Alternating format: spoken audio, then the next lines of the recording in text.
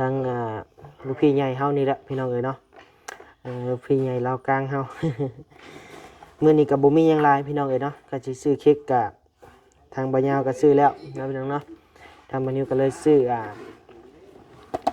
ของมีประโยชน์พี่น้องเอ้ยเนาะ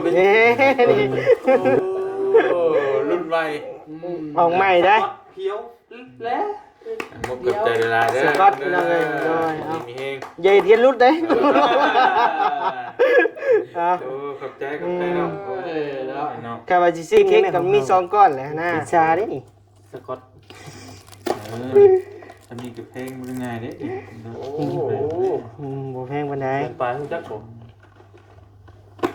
มันแซ่บบ่อะ ก็ได้กินได้บ่ มอบแล้ว เอ้าม อบแล้ว บ่เกรงใจเลยเด้อน้องเพิ่นมอบให้ค่อยเด้อ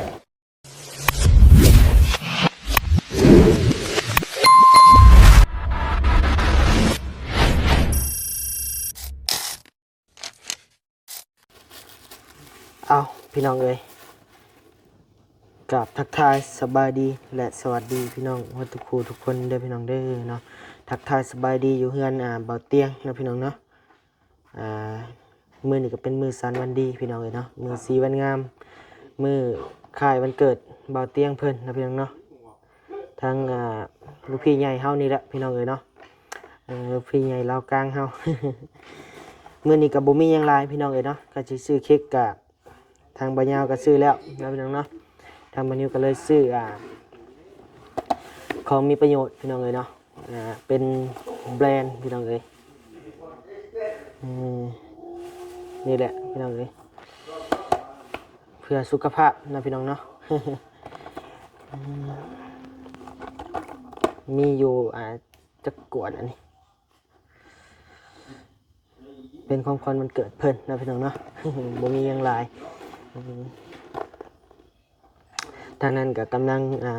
จูดเค้กอยู่เนาะพี่น้องเนาะสิเข้าไปสะพายพร้อมกันนี่แหละน้องเอ้ย การสิซื้อเค้กก็จังได๋ได้เนาะพี่น้องเอ้ยมัน2หน่วยแหละ คือสิกินบ่หมดดอกนะพี่น้องเนาะเลยซื้ออันนี้แหละบ่นิวก็ได้แบรนด์แม่นบ่แบรนด์ พี่น้องเอ้ยเป็นของลาวพี่น้องเอ้ยนะแบรนด์ลาวแบรนด์ไทยบ่คือมีภาษาลาวนี่ภาษาลาวแต่ว่าตัวหนังสือนี่ไทยอยู่คั่นนะ เอาพี่น้องเอ้ยเดี๋ยวเข้าไปเบิ่งไปชมนํกันนะพี่น้องเนาะในเฮือนในซานพุ่นแหละทางหน้ากากำลังเค้กอยู่พี่น้องเอ้ยเบิ่งพาไปตัวใช้อันโอ้ยเค้ก2หน่วยผู้พี่น้องเอ้ย ใช้กล้องยาวๆคือมืดแท้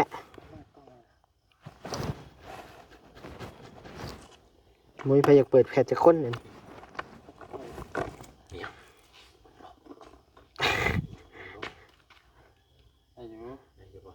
อีหยังอ่ะนะ พี่น้องเอ้ยออกก่อนอื่นกราบสบายดีเด้อพี่น้องสบายดีทั้งช่องน้องนิวนำ โดย ยาวนำครับสบายดีเบิดสุขุสุข เอาให้ทางอ้ายเพิ่นอันนั้นเค้กก่อนพี่น้องเอ้ยเนาะโดยมาพี่น้องเอ้ยเดี๋ยวทางมันเดี๋ยวสิเข้าไปหาลูกพี่ก่อนพี่น้องเอ้ยอีหยังอ่ะนะ ของข้าวกับของหวาน โอ้โดยสบายดีเด้อโดยสบายดีลูกพี่ลี่ลูกพี่เตียงลูกพี่เมฆพี่น้องเอ้ยลูกพี่มัดพี่น้องเอ้ยสถานการณ์นี้พี่น้องเอ้ย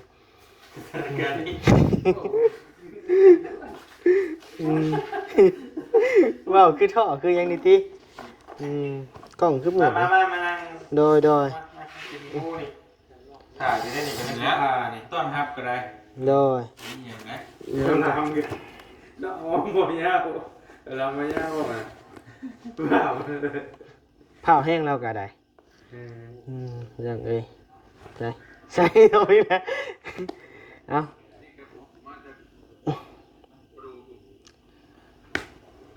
ฟังผู้ดู ฮึบเอาพี่น้องเอ้ยหามุมกล้องเห็นละเซรี่ยังไงนะ Happy birthday to you ใช่บ่ได้ห้องนั่นเฮาจักดิ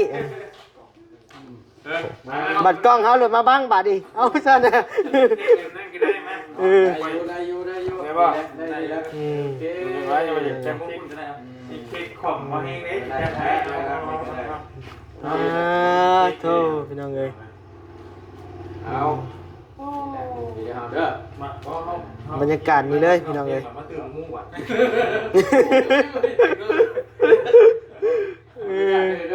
ขออนุญาตบาดคำเนาะ เด็กมั่วเนาะ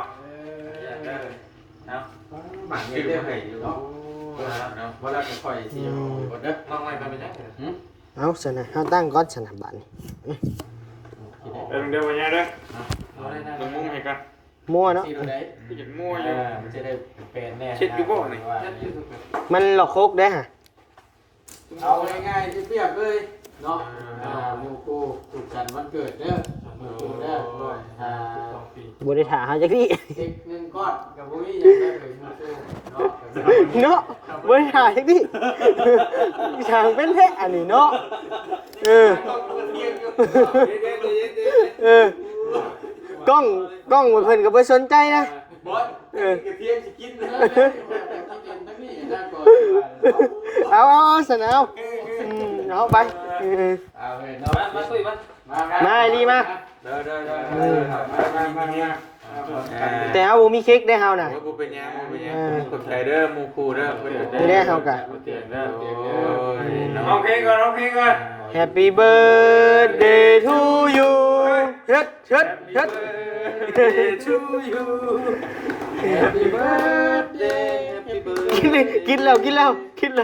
Happy birthday to you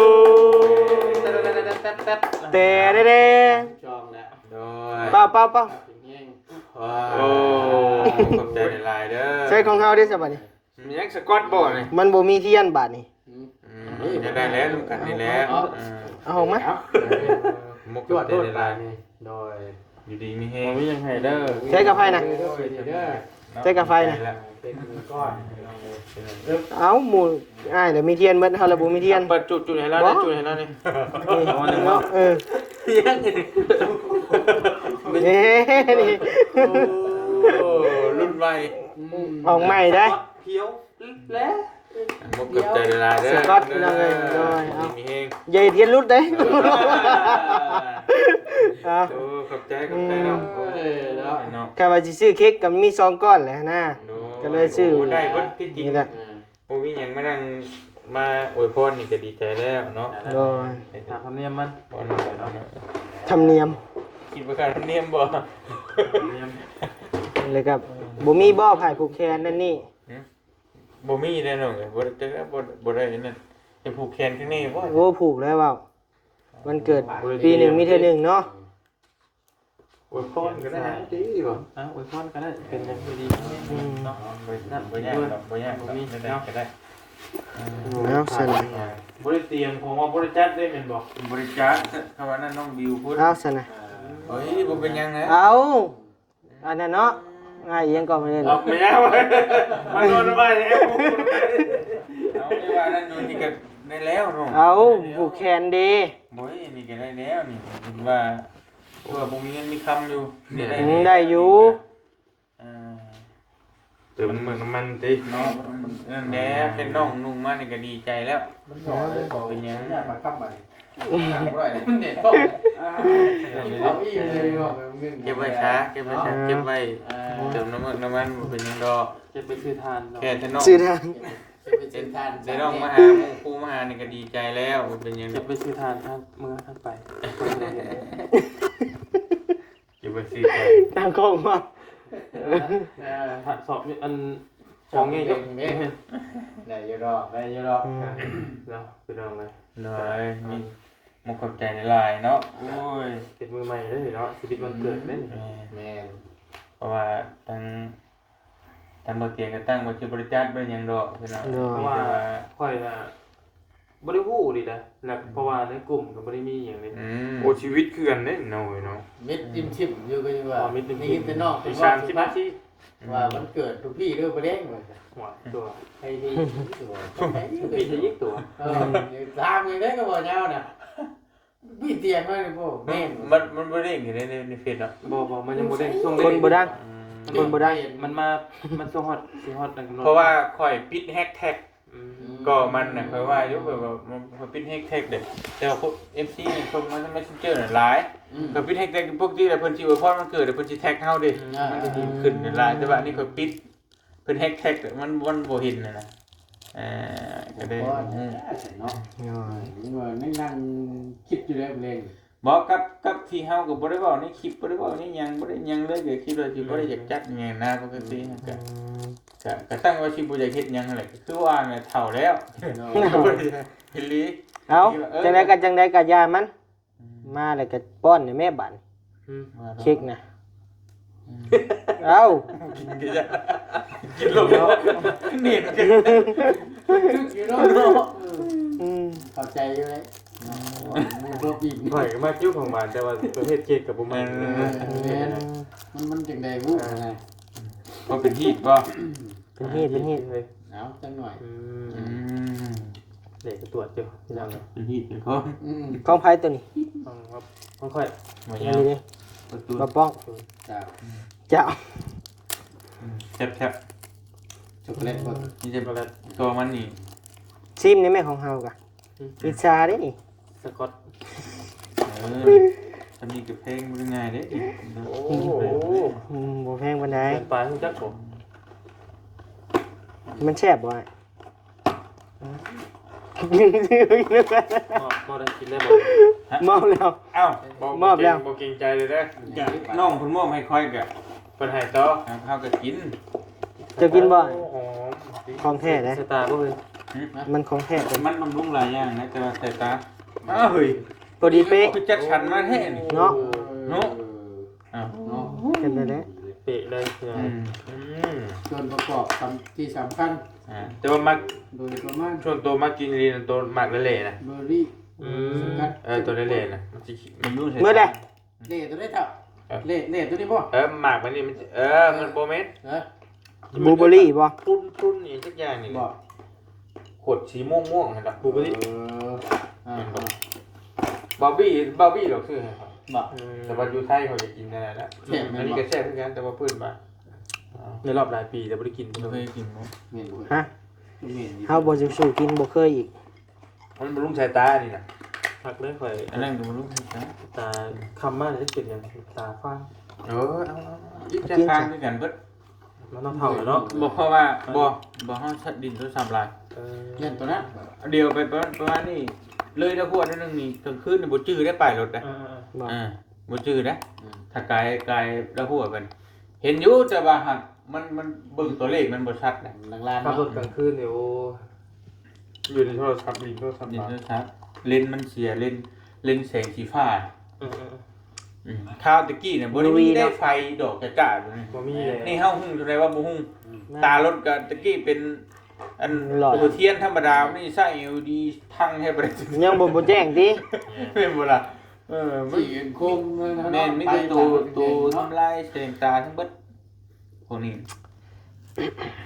ใช่มึงหมูป่าได้ไหม ฮะ คือใหญ่แท้นะ ชาวบ่อย เราออกมาเลยดิ ว่าตกใจงูอยู่กี่ บ่ คนนี้บึ้ง จิ้มมีดใส่น้ำมันนะ กล้องขึ้นน้อยๆนี่ อืม จะเบิ่งเรื่องเลยรุ่นมาเตียงกูตะกี้ก็มีอยู่หม่ซำนี้ ดึกดิ กราบนาไปยังนี่ บ่ฮู้ตัวนี้ก็ได้ เบิ่งดูฮะ ลองเบิ่ง ไอ้ซ้ำนี่เห็น15,000นะ โพดโทตะกี้บ่อันนี้65วะ เรื่องเขาปลูกกันนะ หมักอร่อยเนาะเป็นตัวลูก เขาปลูกกันเนาะซ้ำนี่เต็มที่ กะคำดื่มดีได้อยู่ช้า ใหญ่ดิ หน่วยก้มอะไรคักงามได้ตะกี้เนาะ มุ่งใจดิ 30ไปนั่นแหละเขาชื่อโตหลายโตเลยในช่วงมันดีในช่วง มันเมามาบดส่วนมันต้องเฉลี่ยกัน เดี๋ยวนี้ สมมุติว่ากองจู้กู้หรือไล่มารถเช้าจาก10ล้านก็ว่าแต่ว่าขาดทุนหรือมันยังก็ได้เจ้าเฉลี่ยเบิ่งเอานะ มันสีได้กำไร แม้สมมุติว่าไปเมาบดชวนนี่ตามที่เคยประสบการณ์มาว่าสมมุติว่ามังมูเนี่ยให้หน้าหาให้เขาเว้ากับรถ ก็ ไรเบิดน่ะ จะเสี่ยงได้ถ้าเจ้าบ่เป็นเจ้าก็บ่ได้อีกได้ เราต้องไล่เบิ่งได้เนาะ แม่ ตีราคาเป็นส่วนแล้ว ดีราคาเป็นสวนแล้วได้เมาแบบเมาเลยนะ เมาส่วนเลยนะเก็บ ต้อง หาจองเฮาเนี่ยกินเสนน้ำก่อนก่อน กินกับผ้าแล้วได้มาตุ บ่ไปแล้ว จุก่อนจะได้มูสิกินเบอร์สิปลา กินบ่ ตัวใหญ่เห็นว่าเดี๋ยวนี้ยังบ่กินเลยเนาะไอ้นี่ เมื่อกี้กินข้าวได้ข้าว กินบ่ จังหน่อยก่อน มันย่อยก่อนเนาะ มันยังดิ่งอยู่ ได้ นะ ก่อนหน่อยนึง เห็นเลยเนาะ พร้อมกินข้าวกินนี่เนี่ย ก็คงมักเคยได้หมู มากี่แกเอายังไม่กับ ว่า ประเภทหวาน ถ้าออกเนี่ยถ้าน้องหวานๆมักตัวได้ประเภทหวานหมักเงาะหมักลำไยแตงโมหมักม่วงมาก มา สุก เดี๋ยวเอาได้ เค้กนี่ดิ เค้กบ่บันไดจัดใจเลย หวานนี่ หวานประเภทหวานกันแรกมันเล่นแต่ละมันหลายประเภทเลย แม่นี่ ประเภทหวานชอบ มาไกลบ่ ชอบนี่ นี่ หวานนี่โอดี เห็นบ่บาด เอาเลยเอาเลยเอา เอาบ่ก่อนสิปลา จะเผากันกว่ากันยังไงมีมุมก่อน มาเรานี่ของเรา ยังหนิงบ่ได้ปานนั้นนะ ว่า ได้ก็ได้แต่ว่ามันยังแน่นอีหลีตัวนี้ ก็เนาะ แน่นได้น้องกินหมูโมเนาะ โอ้น้ำอยู่นี่จักบาโลเลยจักโลอย่าบ่ โอ้ยให้กดถึงนึง มัน3โล นักดีได้เลย ประมาณ ใส่เบิ่งดูมาเบิ่ง นักตื่น เห็นข้อก่อนจุดปึ้ง โอ้ โอ้โห อีหลังก็เรื่อง นักได้ แพ็กได้ มันก็อยากซี่หาซี่อยู่ไง พิสูจน์ไหมครับ นึกว่า เด้หันจริงนะ เอาไหม เอาบ่ มา บ่เดี๋ยว เออ ช่วยก่อน เอามาเบิ่งมา จะเริ่มก่อนมาเบิ่งเฮาอุ้มก่อน ค่อยชี้ เจะซี่บ่ เอาอุ้มแล้วก็ว่าช้าอุ้มก่อน แต่ว่าช่วงที่กลัวจะได้ว่าน่ะเด้ 3หาไป 35 3หา แต่ว่า เด้อ ที่ข่อยบ่ได้จับได้ว่าตวงไปเลย บ่จับรถจับเห็นมันจะคัก 3หาเฮา ชามาบอกสี่โลชองเอาเอา ค่อย เอารถ 4โล เบิ่งซั่นน่ะเบิ่ง สี่โลชอง โอ้โห 3โลได้ ค่อยนะ3โล5 3โลหาไป เอา เอา ชื่อได้ก่อน เซ่ มันเกือบบ่ได้ปานใดเลยนะ 3โล 3โลหาจะ3โลบ่ มันบ่ได้จับจำได้นี่ จับดูจับดู แต่ว่ากะยะได้เว้าเลยอ่ะซี่ได้เว้าเลยเฮาได้เว้าเลย ว่า จมเติบได้น่ะ บ่นี่ 3หาเนาะ 3หาเฮาเอา 35 ไอ้ลี่ 35 35ค่อย 35 สี่ชอง ที่ชมโอ้กว่าหมู่เพิ่น บ่หยุดเฮ็ดได้เอาเค้กตัวแก้มบ่ ฮะ เค้กตัวแก้มบ่ โทษว่ามีเกมอีกแล้ว อันนั้นบ่ รอบแล้วตัวนี้ อย่านะอย่าเพิ่งนี่ อันนั้นบ่50,000บ่อ้าวกันสิลินเอาได้ให้มันได้ต้มขนม แล้ว สรุปเลย ลินนี่กินน้ำนี่ก็ได้ กินน้ำตุกหนึงเนาะ ตุกเดียวหน่อยเพราะ โอ้ ตุกหนึงจ้า เห็นว่าตัวพุ่งใหญ่อยู่อ๋อแดงกันน้ำมันน้ำเปล่าชื่อมันเป็นเหล้าเป็นเบียร์ว่า สามตุ๊ก มันเอาไปให้มันนักก็ได้บ่ยัง เดี๋ยว มันเป็นเหล้าเบียร์ ใจเบิ่งไงเอาให้ บ่มีใจขนาดนั้นละเอียดโคตรดิ เปลี่ยนใจแล้วบัตรจากสามห้าชดกลัวเขาอีกบัตร เอาเปลี่ยนใจตลอดปากอะไรยังบ่ได้ติด เอาไหม เห็นไหม เอา โอ้มันทะลุหางเลย เอาเลยเอาไปพักได้ผมทันเป็นติดนี่ ของก่อนนะ โอ้ยหาไป ห้า ห้าได้ ห้าปันเดียวห้าก ลัวเจ้าเลยกลัวแล้วเอาเมื่อน้ำทำขวดบ่นี่ได้ โอ้โหช้ำกวด เอาเพราะแต่ว่าที่กินแบบเดียว ก็ได้แต่ว่ากินเท่าหน่อยก็ได้แต่ว่าก่อนชิมเมื่อนี่ต้องตอนที่ปิดคลิปนี่ ให้เบิดสามขวด เบิดทำขวด มาบาทเดียวแล้วนะ บอกจะมูมันบ่ได้มันพุ่งฉีก ตายเลยเนาะ ไปโทษเลย ชองนะไป ตะพามเผา หน่อยนี่ดิ ชองนะไป บอสช้ามแต่ว่าหักต้องได้ไรก็ยากก่อนชิมเมื่อนี่ต้องกินเนี่ยเบิด เหี่ยวจะมานอนเลย โอ้ยชองกันง่ายโพดเนาะเกิดอดเอาก็ได้จะชามนั้นผืนนึงนี่ หน่อยนึง ต้องเอาแบบผ้าได้นึง เอาน้ำก็น้ำไป บวกลบ3กิโลบ่เอ้ย3ขีดบ่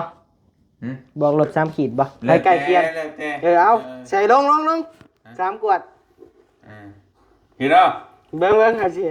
หาเสียลง ค่อยๆกวนเฮ้ย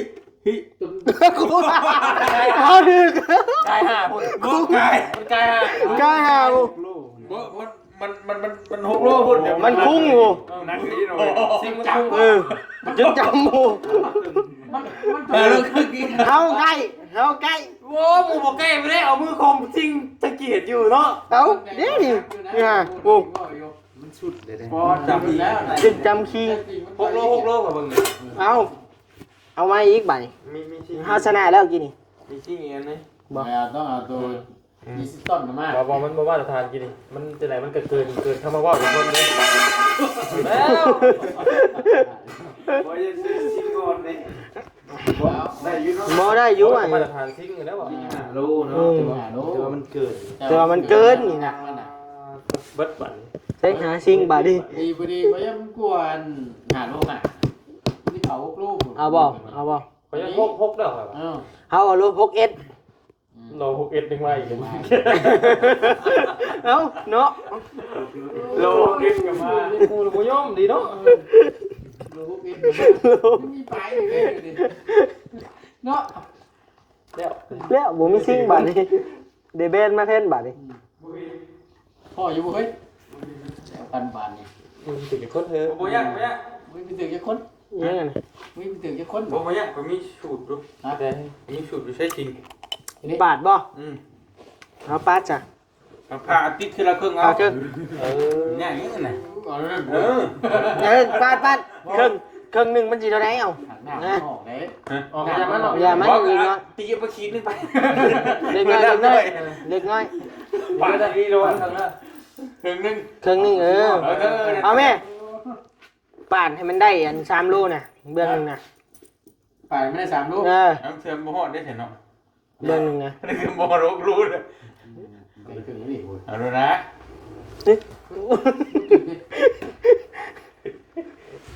หมูสุกเลย มึงบ่ชุก โอ้ทางนี้บ่ชุกนะก็กล้าให้พนันให้เตะก็ได้ไป น่ะ คำข่อยเบิ่งลายมันบาทเดียวนี่ แม่นบ่ กล้าพนันรถ กราบหน้านะเบิ่ง ถ้าว่าบ่แดงเลยนี่โอ้เป็นไปบ่ได้แล้วระดับนี้มันจนสิพูเลย ตรงนี้บ่ มันสิเตกเลยมันหนัก มัน บ่มันพูแล้ว มันผูเลย มันผูเลยเนาะ มันแม่นมันแบบพูดนะนะ โอ้พอดีพอดี เจ้าเอาเบื้องได้3โลอ่ะ ก็พูดแล้วเขา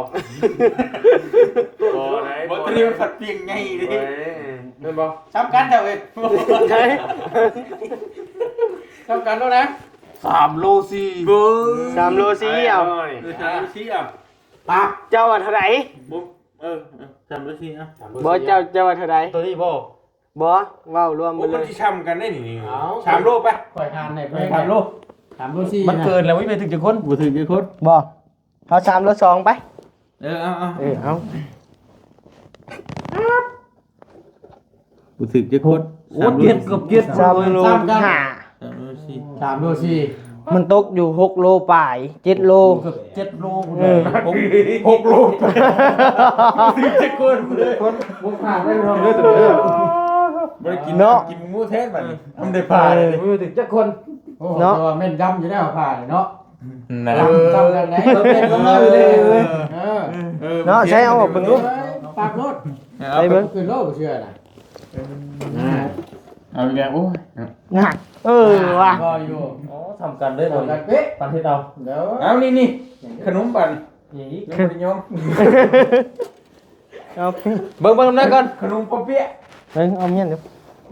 ล้นโอ้โลเดียวโลเดียว 3โลเดียว โลเดียวบ่ โอ้โลทำจัดเอาอีกเลยเว้ยครึ่งโลนี่อ่ะ โอ้ย ใส่เบิ่ง โล2ขีด เบิ่งไงเบิ่งก่อนมันบ่ฮอดโลนี่นะ อ๋อบ่ก็ได้เตะบ่ได้เล่นอะไร นี่นะโอ้ยพี่มันบ่ฮอด โลครึ่งก่อนนะไอ้ครึ่งโลก่อนนะ โอ้ยเป็นถึงหน่อยเนาะ นี่นะ เออ โอ้ยบ่เกิน กะนั่นแล้ว บ่เกิน4ขีดหรอกอันนี้ จะชี้อ่ะนี่ฮะนิ้ว สิไปฮอด ระหว่างโลนึงโลนึงขีดมีน้ำหนัก 500ว่ะ 450 กรัม บอกอยู่โอ้ยไปเสลยไว้เด้ เนาะเฮ้ยก็ดิ เฮ้ยแต่ก็ลืมจับแล้วนี่จ้ะเราก็คิดว่าเนาะอันนี้นะบ่เป็นว่าที่บ่ได้เป็นว่าที่นั่นนะแต่ตามประจามาให้กินบ่ได้โยมบ่ที่นี่อยู่บ่กระโยมระยะกระโยมเบิ่งนี่ตัวชิงมันอย่างอ่อน เอาตัวนี้เหรอยุ่งบ่ได้โยม ครึ่งโลอ่ะ สีแม่นอะไรได้ นี่ ไปเออ มันหมดเครื่องนี่สองหานี่น่ะ เอาเบิ่งเอา สองหานี่น่ะ เจ้าดิ สิคิดนะสิคิด เปลี่ยนรถ จะสีวะกินมันก่อนหนึ่งวะ เอาจะมาเลย ขวารถน่ะ ซี่ก่อน 38 มีแฟน มีไปเลยเนาะ บายมันเป็นธรรมดา ไปไหน ได้วิจัยแล้วทั้งโลก สั่งสา 500 กรัม ครึ่งโล สองหาได้เนาะ วันนี้2หาออก สองหา ครึ่งโลไง ค่อยนี่ 3ไปเอาอ่ะ เดี๋ยวเราวิจัยก่อนเกินช่องหาเราไป ครึ่งโล 35 เนาะ 35 ประมาณนี้ คนนี้น่ากลัวเนาะเฮ้ยเนาะ ไปซี่ได้ป่ะ ได้ครึ่งโล35ค่อย 35เฮา38 38 พอครึ่งโล ครึ่งโล ได้ว่านะยาแล้ว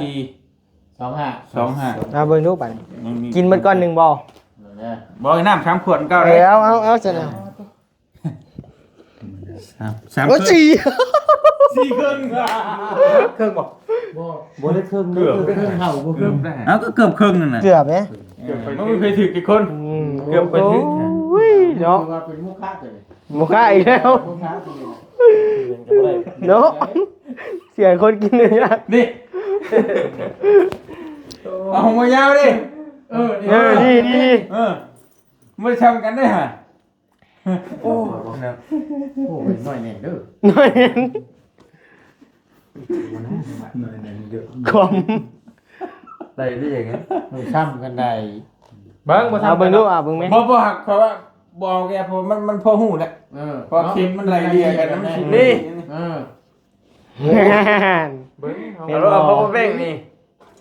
ปั๊บเลย ไหลเรีย สี นี่พ่อแบ่งไปนี่ นี่พอแบงแล้วนี่ โอ้ เอา อันนี้ไปผู้เที่ยว โอ้โห โอ้โหหน่อยพอด พอได้พอได้ไล่นี่ครับเนาะแยกใช่เอาเรื่องไม่ใช่กี่เต็นแล้วเอาเรื่องไม่ใช่ ได้ได้นี่กัน เนาะกำลังมวน กินอิ่ม เดี๋ยว กิน ไปกดได้เซ็นเดอร์ เบิ่งเพื่อนหน่อยเด้อ เดี๋ยวขออนุญาต เนี่ยแต่คอยระวังว่าที่ได้กินน้ำมันคือพวกนี้ บางวันจะกินแล้วบ่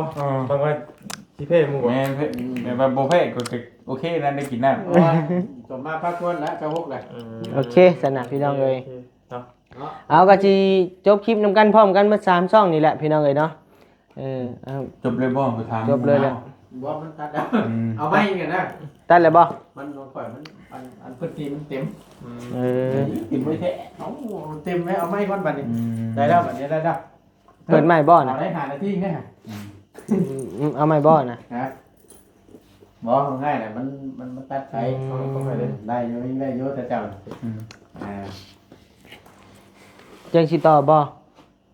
ต่อหาที่ ต่อหานาทีบ่ ตัว ให้จบเลยเนาะเอาโอเคพี่น้องเอ้ยเนาะสำหรับมื้อนี้ก็อยู่ดีมีแฮงเด้อพี่น้องเด้อเนาะมื้อนี้ก็เป็นมื้อสีมื้องามแล้วก็ยังก็มื้ออันค่ายวันเกิดลูกพี่เฮาพี่น้องเอ้ยมื้อนี้ก็มาอบอุ่นเนาะพี่น้องเนาะก็อยู่ดีมีแฮงเด้อพี่น้องเด้อเนาะทั้งลูกพี่และก็ทั้ง FC โดยแล้วก็มุกที่มาอวยพรวันเกิดเนาะมุกขอบใจหลายๆให้อยู่ดีมีแฮงบ่จุกทุกคนคือกันเฮงๆปังๆเด้อให้ได้เดือนละ10 ล้านวิว โอ้ 10 ล้านวิวถูก ปรารถนาไว้เดี๋ยวได้เดือนละล้านยังบ่ได้บ่ว่ายัง บ่ว่านี่บ่ได้บ่ฮอดเดือนล้านบ่ ยากบ่ฮอดทำเดือน คือมือ ขอเดือนละ3ล้านวิวก็พอแล้ว พอใจบ่ พอใจแล้ว